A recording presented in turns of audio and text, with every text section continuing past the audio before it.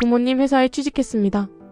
요즘 중국 청년들이 진짜로 하는 말입니다. 출근지는 거실, 상사는 아버지, 급여는 월 50만 원에서 150만 원 수준. 이걸 농담이 아니라 계약서까지 쓰고 실제로 하고 있다는데요. 지금 한중일 청년층 사이에서 퍼지고 있는 이 신종 직업, 이름하여 전업 자녀입니다. 그런데 충격적인 건 이게 단순한 밈이 아니라는 겁니다. 중국 현지 매체와 온라인 커뮤니티, 그리고 일본 야후 뉴스 댓글창까지 완전히 난리가 났거든요. 좋아요 2만 개가 넘은 댓글이 있었는데 이겁니다. 나라가 청년을 책임지지 않으니 부모가 마지막 안전망이 된 것이다. 그리고 바로 그 밑에 좋아요 15,000개. 댓글은 이렇게 말합니다. 이걸 게으름이라고 욕하는 건 기성세대의 오만이다.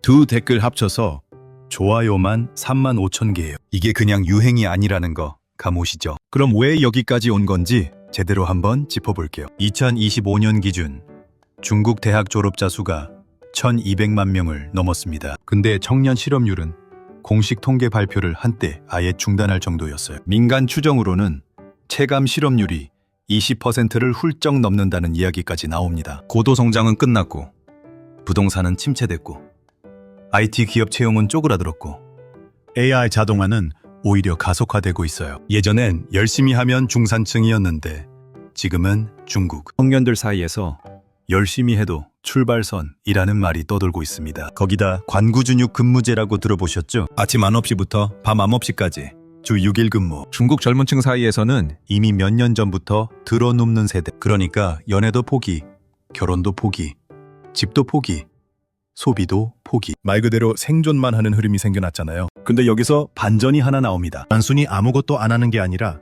집안일을 직업화하는 흐름으로 바뀌고 있다는 겁니다. 청소, 요리, 부모 병원 동행, 온라인 쇼핑 대행, 심지어 부모님 유튜브 촬영 보조까지 맡으면서 매달 월급을 받아요. 어떤 경우는 3개월 단위 계약을 맺기도 한다고 합니다. 중국 커뮤니티에 올라온 글 하나가 엄청난 반응을 얻었는데요. 밖에서 월 200만 원 받으며 갈려나가느니 집에서 100만 원 받고 부모님과 사는 게 낫다. 이 글 하나에 수천 개의 댓글이 쏟아졌습니다. 많은 분들이 지금 이렇게 생각하실 것 같아요. 저건 어디까지나 중국 이야기 아니냐고요. 아닙니다. 두 번째 반전이 나옵니다. 일본에서도 완전히 똑같은 흐름이 조용히 번지고 있거든요. 일본은 이미 장기 저성장과 초저출산을 한국보다 먼저 겪은 나라입니다. 온둔형 외톨이, 아무것도 하지 않는 청년층이라는 개념도 일본에서 먼저 나온 단어들이에요. 그리고 최근 일본 온라인에서는 집안 서포트형 성인 자녀라는 표현이 자꾸 등장하고 있습니다. 부모 연금을 기반으로 함께 생활하며 가사를 전담하는 형태예요. 야후재팬 댓글 반응이 흥미로웠는데요. 예전엔 부끄러웠지만 지금은 합리적인 선택일지도 모른다. 그리고 또 다른 댓글은 이렇게 말합니다. 연봉 3천만 엔으로는 도쿄에서 독립이 불가능하다. 차라리 부모와 협업하는 게 현실적이다.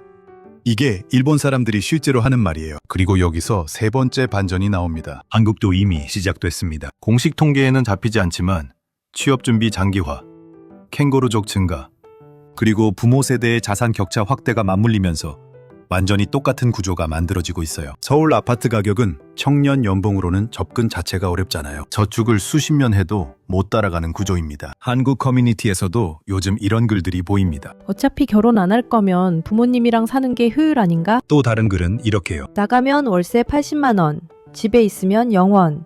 답은 정해져 있다. 이걸 단순히 게으름이라고 볼 수 있을까요? 구조를 보면 사실 이해가 됩니다. 집값은 계속 오르고 양질의 일자리는 줄고 있고 AI는 사무직을 빠르게 대체하고 있습니다. 제조업도 자동화되고 플랫폼 노동은 불안정해요. 노력 대비 보상이 약해지면 사람은 자연스럽게 전략을 바꿉니다. 여기서 한 가지 흥미로운 포인트를 짚어야 해요. 이 현상은 동남아 국가들 눈에는 완전히 다르게 보입니다. 베트남이나 인도네시아 젊은 층은 지금 여전히 고성장 구간에 있고 인구 구조도 훨씬 젊습니다. 그쪽에서는 왜 저렇게 좋은 나라에서 포기하느냐는 반응이 실제로 나오고 있어요. 동남아 커뮤니티 반응 보면 신기하다는 말이 많습니다. 하지만 한중일은 이미 고령화가 깊이 진행된 사회입니다. 부모 세대가 집을 소유하고 있고 자산이 집중돼 있어요. 결국 청년층이 부모 자산에 다시 흡수되는 구조가 되는 겁니다. 그럼 이게 장기적으로 어떤 의미일까요? 첫 번째로 가족 단위 경제로의 회귀 시나리오입니다. 개인 독립보다 가구 단위 생존 전략이 훨씬 강화되는 흐름이에요. 소비는 줄고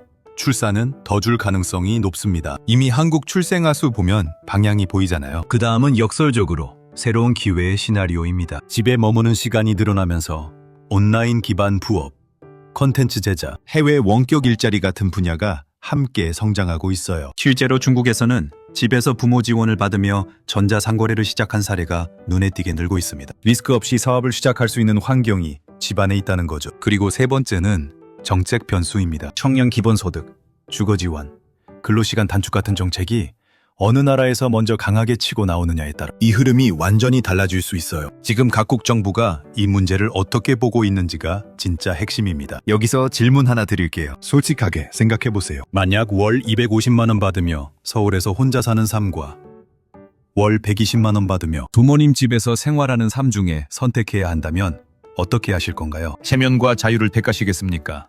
아니면 안정과 자산 축적을 택하시겠습니까? 댓글에 솔직하게 남겨주세요. 진짜 궁금합니다. 마지막으로 더 큰 그림을 한번 보죠. 과거에는 중국에서 시작된 문화가 한국을 거쳐 일본으로 전파됐습니다. 그런데 지금은 완전히 역방향입니다. 일본의 장기 저성장 모델이 한국으로 그리고 중국으로 더 강한 형태로 역수입되고 있어요. 저출산, 고령화, 청년 포기 문화까지 말입니다. 이걸 단순히 비웃을 문제는 아닌 것 같아요. 구조가 바뀌면 선택도 바뀌는 거거든요. 중요한 건 그 안에서 개인이 어떤 전략을 세우느냐 아닐까요? 이 흐름이 일시적 현상이라고 보십니까? 아니면 동아시아의 완전히 새로운 표준이 될 거라고 보십니까? 댓글에서 같이 토론해 봅시다. 다음 영상에서는 이 구조 속에서 한국 청년이 실제로 유리하게 움직일 수 있는 현실적인 생존 전략을 훨씬 더 구체적으로 다뤄볼 겁니다. 공감됐다면 좋아요 눌러주시고 이런 동아시아 심층 분석 계속 보고 싶으신 분들은 구독 꼭 눌러주세요.